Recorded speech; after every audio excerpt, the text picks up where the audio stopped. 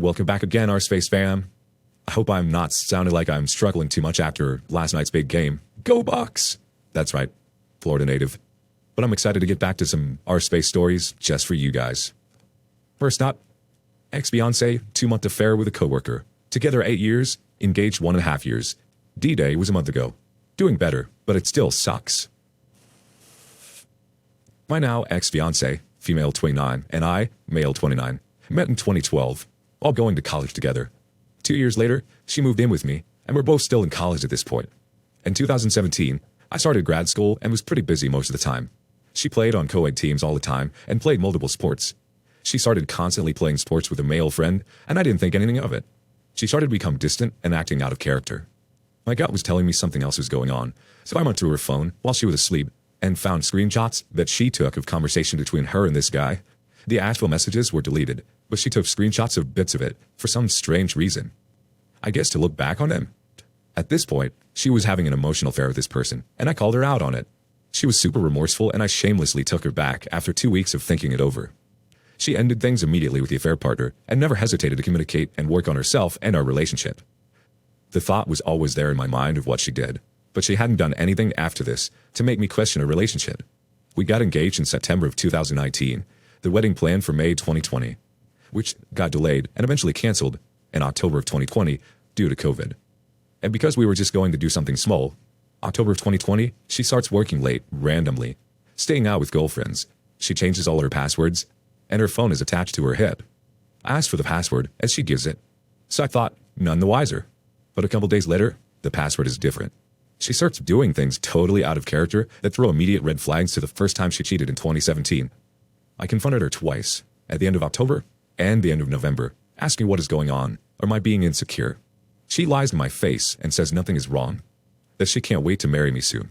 My gut is still telling me she is hiding something. I eventually get into her laptop, and that's when I see screenshots. Thank Google Photos of conversations she's having with a coworker. Totally different person than the first time, if that wasn't clear. I check her location history, which is something I have never did before. On her late work nights and girls' nights, she's at some house 20 minutes from her work. My heart dropped, and that's when everything clicked and her behavior made sense. That day when I found out, she said she had to work late again. So I sent her a picture of what I found, and she came home immediately. We argued, talked, and I told her to leave. She admitted to the physical affair. She left for the weekend to her parents. Over the weekend, I thought that maybe we could work it out again. We did it once. We can do it again. I talked to her parents, who are divorced due to her dad's affair. I talked to her sister, who cheated on her now husband, and they worked things out and have 2 kids. Her sister told me that all of my ex-fiancé's relationships have ended because she cheats. Of course, no one was going to tell me this while dating, but it would have been nice to know after the first time she cheated. She came back on Monday, and we talked. I laid out my terms, and she didn't agree. She wanted terms for me too. She said that it would hurt to end that friendship with the affair partner. That working together and having lunch every day brought them closer together over the years she's been working there. That she had to do what she had to do to be happy. That she told the affair partner that she loved him. That affair partner listened and talks to her. That the affair partner would let her have everything I wouldn't. Her strongest example of this is a dog. A freaking dog. We live in an apartment and both work and aren't home for 12 hours. I was not going to create a dog for 12 hours. So I told her once we have a backyard, she can have whatever dog she wanted. Like, seriously? From the grapevine, I heard the affair partner already had an engagement ring for her. She was so deep in the fog, and even today, I think she is. She was so smug and rude about it. Not true remorse like the first time. It hurt to see her act this way. I thought I knew her. It just hurts. It just sucks. I thought I knew what my future was going to be. Things were planned and timelines started. And now I'm just lost. I take it day by day. It sucks being alone after having someone there for 8 years. I think that's the hardest thing for me. Being alone. I made her my priority, even above myself. And now I don't know what to do with myself. All the memories, all the things, all the support, all the adventures, just wasted because she couldn't talk to me. She moved out, and we haven't had contact for about 2 to 3 weeks now. Every day is getting easier, but the waves still come, though not as strong. I've blocked her where needed, got tested, and I'm redecorating my apartment. I know her cheating isn't my fault, but there are always things I could have worked on to better myself, and perhaps the relationship could have gone differently. But it's over now, and that's all that matters. I've picked up mountain biking, and I'm taking my golf game more seriously since I can't play hockey. I have a great support group of friends and family. I'm going to use the time during shutdown to reflect and move on and better myself, so once a vaccine is available widespread, I can be ready to date again. It still just sucks. It is what it is. Time for our community reply from Sig 1. There is nothing you can work with. She cheated once, and you gave her a second chance, and she did it again and left you. Her dad is a cheater, her sister is a cheater, she is a cheater, and apparently has been since she started dating. You can't do anything when she doesn't want to change, and even if she wants to change, it will be a long and arduous road with no guarantees of success.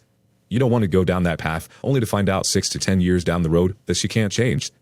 Sever all ties with her, go completely no contact, and work on yourself so you can move on. Whether she doesn't love you anymore or she is easily distracted by shiny things.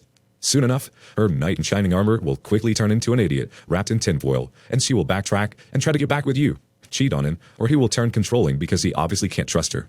Whatever made it okay in her mind for her to cheat on you is still there. It didn't go away. With her gone, you have removed a cancer from your life. She, being the cancer, brought it into her new relationship, and soon enough, it will end as well. Hopefully, when she comes around to ask for a second chance, you'll have moved on and be with someone worth being with, and you can slam the door in her face. The last thing you want is to give her a third chance and marry her, buy a house, and have kids, and for this to happen 5, 6, or 10 years down the line. You don't want to spend your life wondering if she isn't out with her friends, or if she is out screwing some guy, if she is working overtime or if she is cheating.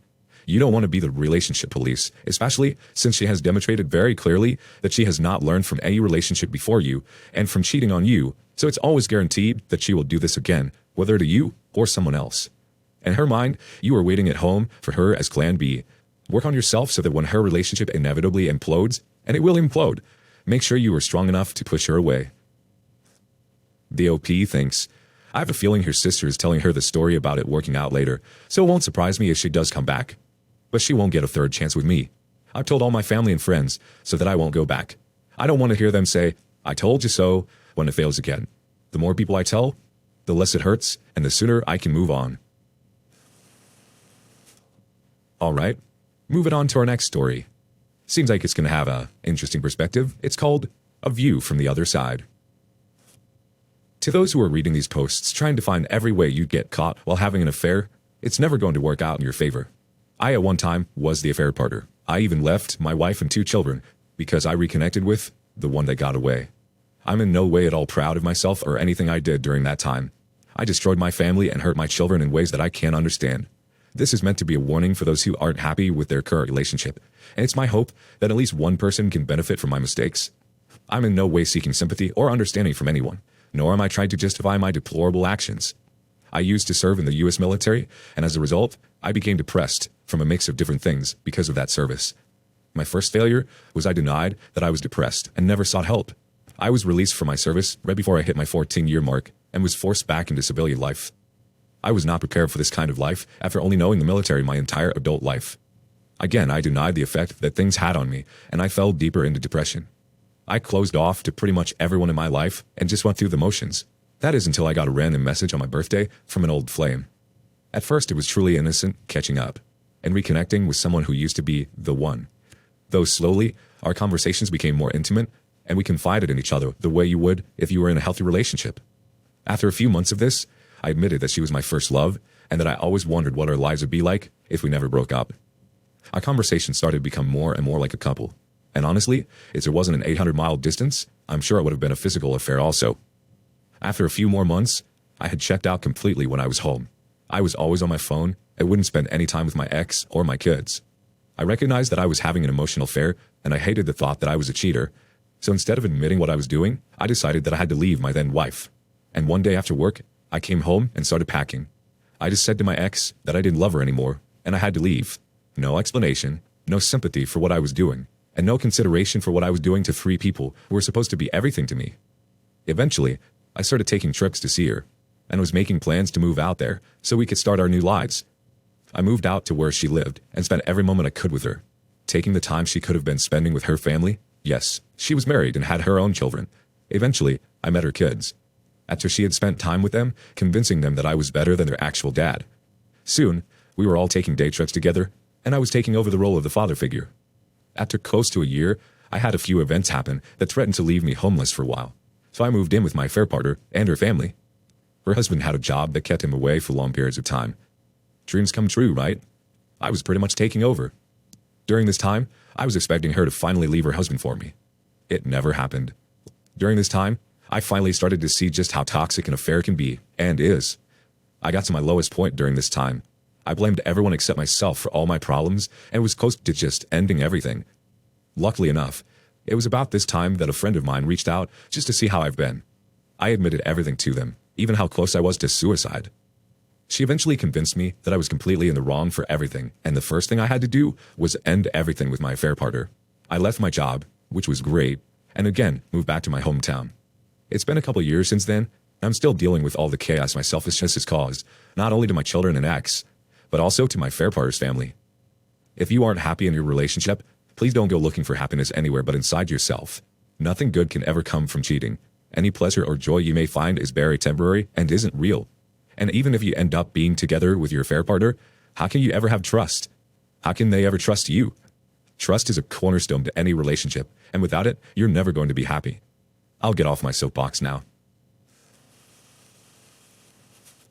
Man, what an interesting perspective. Let's see how Black 2108 responds in the community. Wow. I mean, really, wow. You really blew up your life and traumatized your children for nothing. Well, not totally for nothing. For a lying, conniving, two-faced garbage human being. Your kids were teenagers and preteens, so they are definitely aware that their dad abandoned them to be a father to his side chick's kids. You ditched your family and made a new family like they meant absolutely nothing to you. Also, you were underhandedly trying to take your affair partner's kids away from their dad. This man had literally done nothing to you to deserve another man trying to raise his kids, while he was trying to make a living for his family. Thank God for your wife who was there to pick up the pieces of the broken hearts and self-esteem of your poor children. Like, this could have all been worked out before the affair with some communication and some therapy. And if that avenue didn't work, you could have left the relationship, but never your kids. Below is a subreddit of where people like you go get the support for making horrible life choices. I would suggest maybe you start lurking over there to see how other people have tried to rebuild their lives. Hopefully, one day your kids will heal enough to trust you again to let you back into their lives. More importantly, I hope you have really changed your moral compass, your rationality, and your common decency. I wish you well. And despite all that, I'd still like to thank you for your service. But please, do get some help.